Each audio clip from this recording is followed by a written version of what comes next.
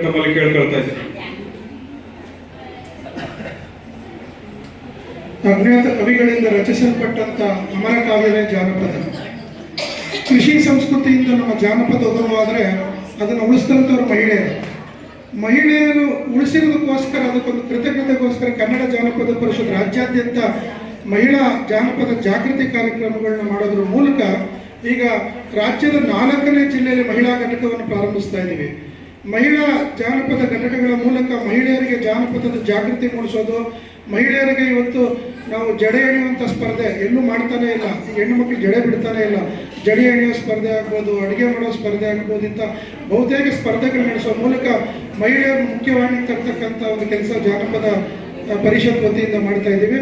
ಎಲ್ಲದಕ್ಕಿಂತ ಮುಖ್ಯವಾಗಿ ಹೇಳಬೇಕಂದ್ರೆ ಕರ್ನಾಟಕದಲ್ಲಿ ಇವತ್ತು ಬಹುತೇಕ ಮೌಖಿಕ ಪರಂಪರೆಯ ಗೀತೆಗಳು ಮತ್ತು ಪ್ರದರ್ಶನ ಕಲೆಗಳು 30 ಕಿಲೋಮೀಟರ್ಗೆ ಒಂದು ಕಡೆ